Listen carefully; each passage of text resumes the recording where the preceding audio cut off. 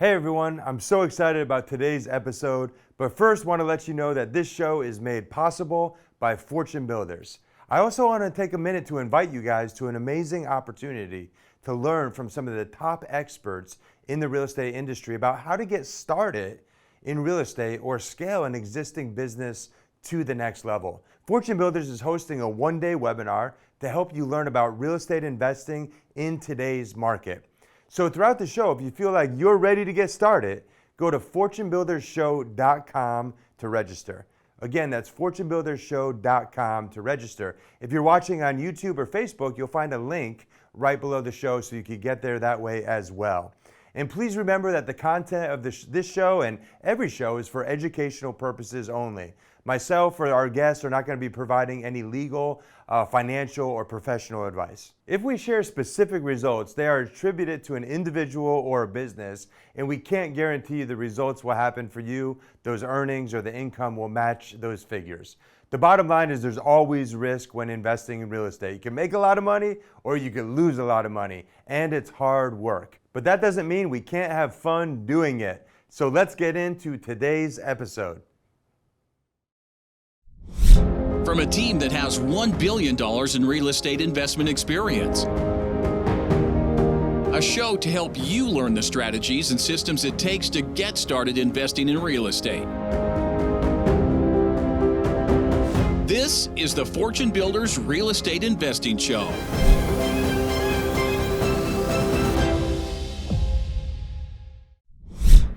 Hello, ladies and gentlemen, and welcome to the Fortune Builders Real Estate Investing Show with your old pal, JD, Uncle JD, as my nephews and nieces call me now. You can call me Mr. Sajan, you can call me JD, you can call me whatever you want, as long as you get a lot of value out of this show, and I know you will today.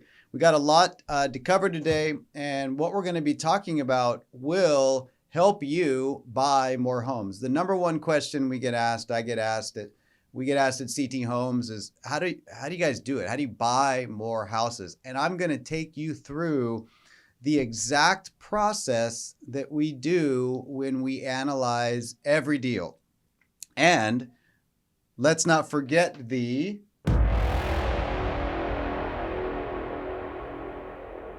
solid sound effect.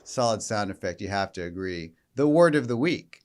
The word of the week, ladies and gentlemen, viewers around the globe, watching, listening, however you're consuming this information, is deal analysis. Deal analysis. And now I go into my late night DJ voice, as I always do during the word of the week.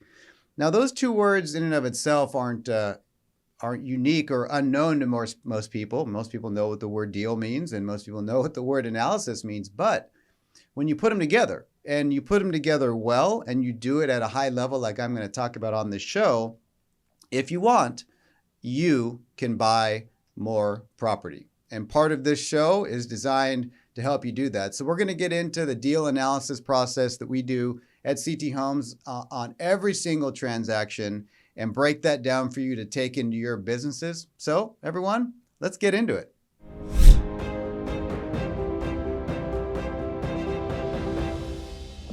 All right, everyone. So, deal analysis. Yes, indeed. That's the topic of today's show. And there are 5 key things that we do anytime that we write, we analyze a deal at CT Homes. Now, we don't buy every home that we write an offer on. And frankly, you don't want to buy every home you write an offer on. You want to buy homes that are the right deals for you. You want to buy the right deals. And this process that I'm going to take you through that we do on every property will help determine that. Okay. So, we've talked about it on other shows. And I should say that before we talk about analyzing any deal, you should have an in-depth knowledge of your market. Wherever you invest or the multiple places that you invest in, you want to know everything about that market. You want to know who the top players are. You want to know the pendings, the solds, the actives, the median price point. You want to be tracking, national interest rates. I mean, you need to know your market like the back of your hand. And the back of my hand has a little bit of hair on it. I got a scratch from working in my bathroom the other day. That's how much detail you want to know about your market. And beyond that, though, there are some things that you can implement in your business that I'm going to talk about that we do on every transaction, whether it's talking directly to the homeowner or to the homeowner through agents because the property is listed or it's a pocket deal, pocket listing. First and foremost, we have to find opportunities, and then we have to categorize them. And what we call the step one is filter those opportunities. We all have the same amount of time, but everyone uses that time differently. You might be listening or watching the show and you work a full-time job and your real estate is done at the end of the day after you put the kids to bed or on the weekends. You might be sitting and listening to the show or watching it and you are in real estate full-time, but you have other responsibilities. You have to do things for your family. You want to do things with your family. You take care of yourself. You're not working 24/7. That's what I'm talking about here. So whatever amount of time you have, you need to, for your real estate business, you want to condense what you do in that time to the most productive activities. So if you send out marketing, you're spending money on marketing online, offline, direct mail, and you're getting hundreds of leads or dozens of leads every week or month, you're not going to be able to call on all those. So you want to take the amount of leads that you're getting and you want to filter them down to the lowest hanging fruit, to use an analogy. If you're looking at listings on the MLS, you want to look at what's available for you to buy, and maybe there's 10 new listings that day, maybe there's 100 new listings that day, but you're not going to call on 100 listings in one day unless you have a team, and maybe you do. But even if you have a team, you want to call on the best of those available opportunities. So the step one is to filter the leads you have to the lowest hanging fruit, the ones that are most likely for you to be able to buy. Now, that could be determined by a couple of things. Maybe they're in the neck of woods that you know very well, you're doing other deals in. Maybe you know the real estate agents that's listing it and you've done other transactions with them. Maybe they have, there's a lot of motivation that you can see in the property. It's in a lot of distress. You may not know all the motivation yet, which we're going to talk about next, but whatever you're looking at deal-wise, filter it down to the best opportunities that you can effectively call on. And maybe there's more that you wish you could get to, but you only have an hour that day to call on or 5 hours that week.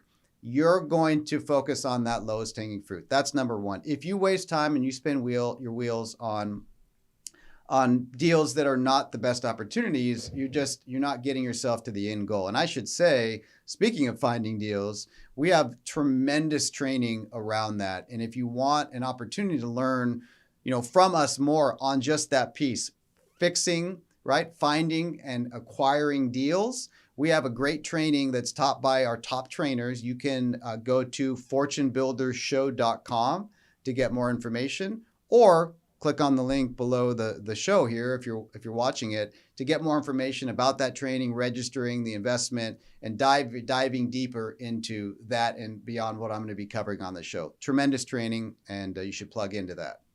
So step one is filtering.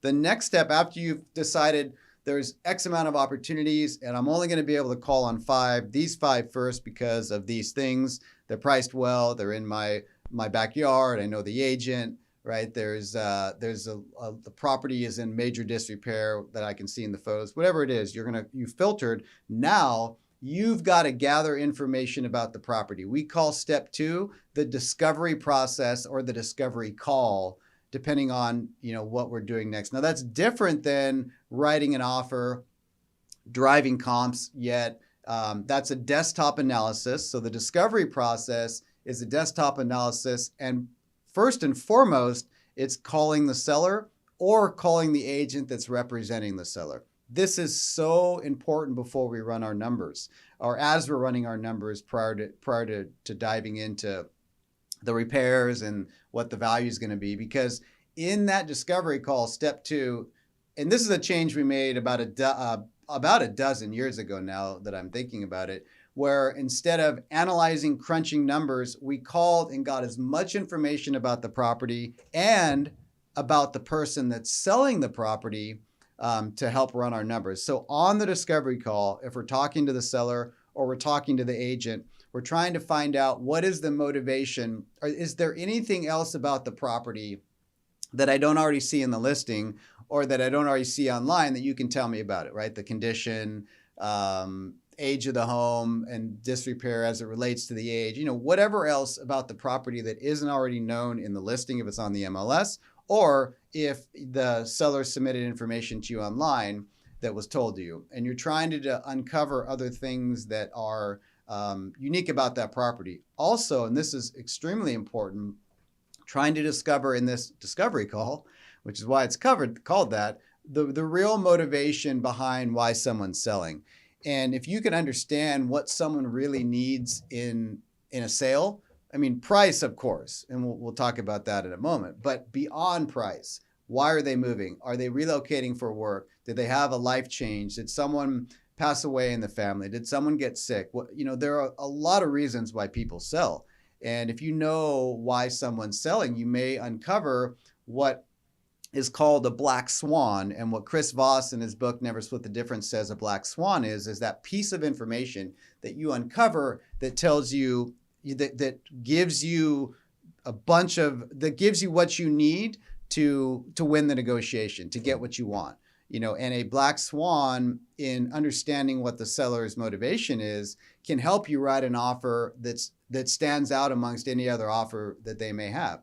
If someone needs a quick sell and price isn't as important, and you uncover that, or maybe they're uncomfortable about people walking through their home, and now you have a unique opportunity to schedule to go into the home when maybe a few other people can get into the home. I'll share an example. We found out through discovery call, step 2 is what I'm on now, a number of years ago, this one always sticks out to me, that the seller was relocating to a neighboring state. I think it was Nevada, right? We're here in California. And they needed the proceeds of the sale of the home that we were trying to buy the vehicle that they needed to move to Nevada. So while price was important to them, what was more important to them was that they needed the proceeds from the sale to buy the car to even move.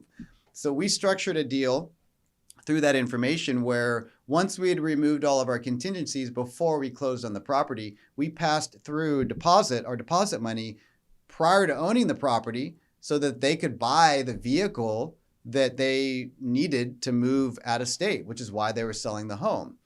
Because of that creative offer writing that we found in the discovery process, we were the ones that were able to buy and fix and sell that home. So uncovering those unique things that seller is looking for, why they're selling, is step 2 in the discovery phase. Now, I said there's 5 stages, so we got 3 more to get to. Step 3 is where you actually analyze the property, right? You're crunching numbers. Now, you're starting to do that in step 2, but you can't truly analyze the deal in its totality, in its total sense. Totality, I think, is the word we should use there. You can't completely analyze the deal and all numbers until you know more about the property. Yes, the physical condition of the property. You're going to go to the home, estimate repairs, maybe bring a contractor with you, whatever you need to do depending on your experience level. But you also need to know, to analyze the deal properly, what's going on with the seller? What's the motivation? Do they have to sell? Do they want to sell? Is price important? Is price not the only important thing because of those other things that you find out in step 2 in the discovery call? Now, notice we haven't talked anything about writing an offer yet. And that's important. There's a reason why we organize it this way, because when you do a good job on the discovery call step 2 and you build a bunch of rapport with the seller or the agent that's representing the seller, and you find out unique things about them, then once you analyze the property, run your numbers, drive the comps, estimate repairs, we use a tool called the Deal Analyzer in our community and at CT Homes, where we plug those numbers into that spreadsheet, and it helps, formulate the offer that we need to be based off of profitability. Then, when you run, then you can submit the offer, which is coming up here. But you don't want. It's important. We found over the years that building rapport, uncovering the seller motivation, using those tools to analyze the deal, will put you in better alignment to be able to call back or get in front of the seller again or the agent, however the transaction is happening, and present your offer. So step 3 is analyze the deal, the entire deal. Step 4 is the actual offer process, the offer call, or submitting the offer, or meeting the seller with the offer, however that's going down. So on this call, we're now presenting what we're willing to pay. Now we're also presenting any special offer terms. Price is one term in an offer, but we're submitting or presenting any other offer terms beyond price.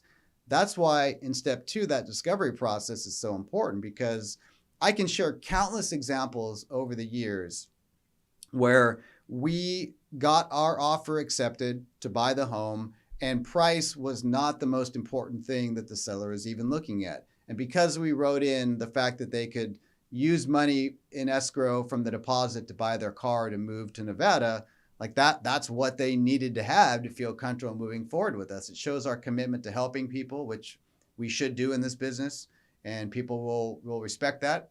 And so the knowing what happens or finding out that information in the discovery call allows you to do a thorough job of analyzing the property and doing a great job here in step 4 of presenting your offer. So that is step 4, is the actual offer process. And I should say here that a written offer should always be what you're striving for here.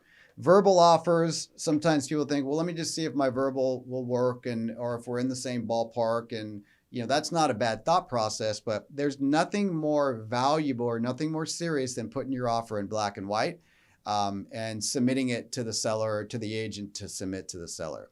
It shows you're serious. It shows you're putting your money where your mouth is, or willing to put your money where your mouth is. Obviously, we haven't gotten deposit in yet and those kinds of things, but it is the proper way to offer on a property. I can guarantee you, if you never make an offer, you're never going to buy the property. I can also guarantee you that if you give a verbal offer and someone gives a written offer, that written offer is always going to be stronger than the verbal offer. So in this offer process of step 4, we're always writing it up. Now, even when the seller says or the agent says that that offer is too low. Now, it might be too low at that time. It might be too low for the moment. It might never get accepted, but giving them that offer now shows seriousness. And of course, things change to where other offers don't materialize, or their motivation around price changes, and now your low offer may not seem so low. And so that's important in the step 4 offer process. And then if for some reason in this stage you don't get your offer accepted, now I'm obviously leaving out other details that go into each of those stages, but I want to give you the big picture that we do on every time we analyze and write an offer. But if your offer isn't accepted at that time, then this next step, the last step, step 5, is extremely important, and that's the follow-up.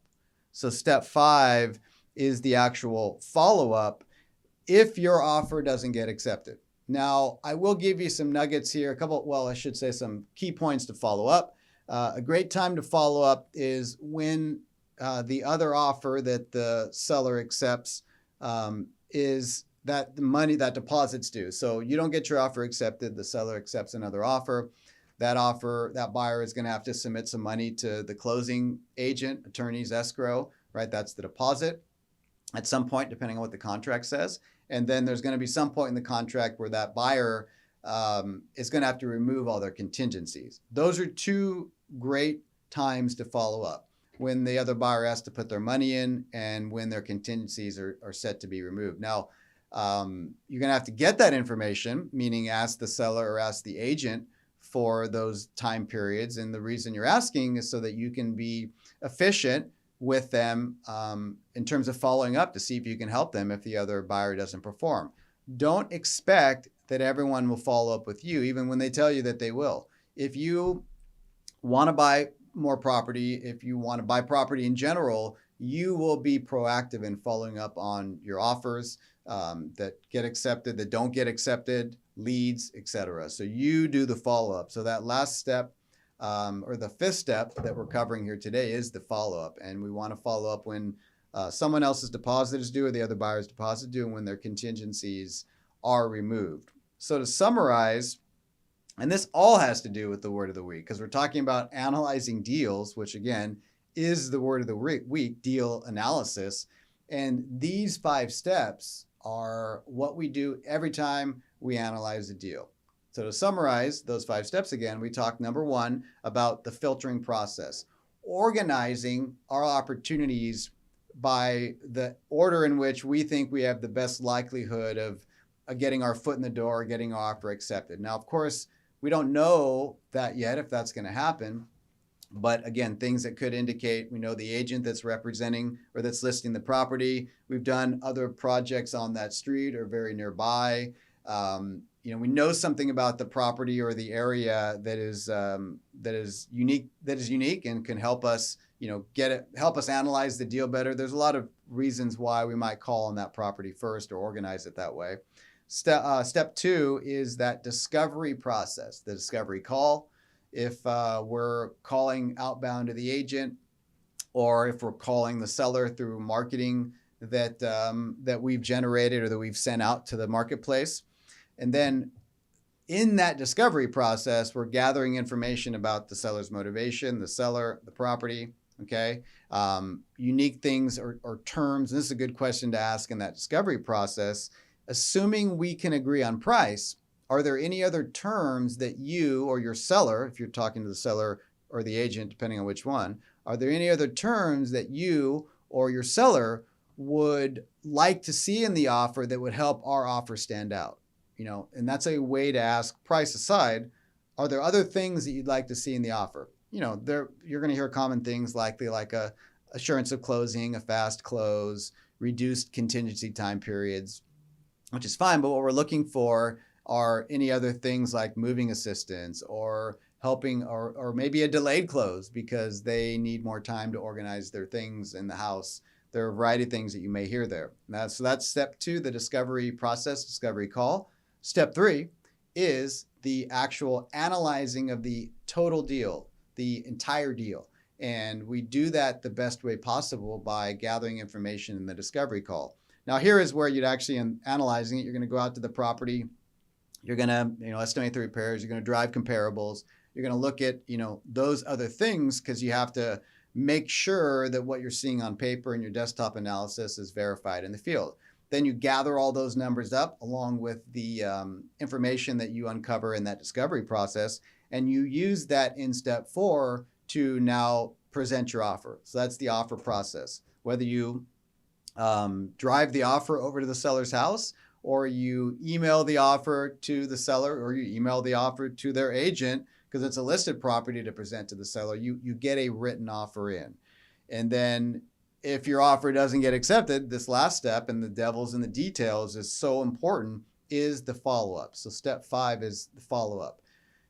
If you look at the life of, or the amount, the deals that we've bought, and you break down how many times we've bought the homes we bought off the first offer versus some sort of follow-up or second or third go-around, it's close to 50% of the time, the homes that we buy, whether they're listed or not, that we're buying off of a follow-up, meaning the seller needed more time. They didn't accept our offer the first go-around. They accepted another offer, and then that buyer didn't perform. And we were proactive and persistent and consistent in following up.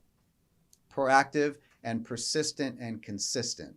That's a pretty good line there that I just rattled off. A couple of big words that I normally don't put back to back to back, but you get the idea. It's being diligent in your follow-up. 50% of the time, we're buying homes because of some level of follow-up. So that's extremely important. And frankly, if you're not willing to follow up on your offers, I wouldn't waste the time writing it, because in the market dynamics we're in now, you're absolutely not going to be the only one that's offering on homes. There's low inventory and a bigger demand right now. And so the follow-up is extremely important. And we'll follow up until the day that the property closes to someone else, another buyer, another investor. We may not know at that time. And then sometimes we'll even follow up after that, meaning if another investor buys a property that we looked at and offered on, maybe that other investor doesn't want to do the deal. Maybe they're interested in wholesaling it. Maybe you can build a relationship with them and buy deals or sell deals to them. You never know. And then sometimes we even follow up beyond that to see, we're not spending all of our time following up on a property that we don't own, but you may want to look at and track, like we do, where that property ends up selling for and compare it against what you estimated the property was going to sell for. It's another way to give you market knowledge. So that's the fifth step, follow-up. Remember, filter your opportunities, spend your time on the best opportunities you can with the time that you have in your given, day, week, month, whatever it is. Then implement a process of discovering more about the property and also more about the seller. That's really the goal of the discovery process. And then you analyze the deal. Numbers, repairs, comps. You really crunch your numbers, because you may find, in the discovery process, something that tells you, well, I'm not going to analyze it anymore because it's not going to work. But analyzing is step 3. Our fourth step is the offer process. The offer is submittal. We always get that in writing. And then number 5, ladies and gentlemen, is that follow-up. Now, those are the 5 steps that we implement every time that we analyze a deal and write an offer at CT Homes. It's worked extremely well over the years. If you're not implementing a version of those 5 steps, and you're listening or watching and you want to buy homes or more homes, I would implement those 5 steps in some version around what I just discussed. It will help your business, and it will help you build better rapport. And ultimately, if you do it properly, it can help you buy more homes. That's a wrap. That's the 5 steps that I wanted to cover today, ladies and gentlemen. As always, we appreciate everyone listening, watching or listening, and all the comments that you provide. We do look at those, and give us some feedback about today's show and maybe ideas that you might have for subsequent shows, because we do process that, analyze that, word of the week, and make decisions off of future shows. We really appreciate everyone tuning in, and look forward to seeing all of you, or hearing all of you, or you hearing me on the next show. So have a great day, week, month, year, everyone. We'll see you on the next show.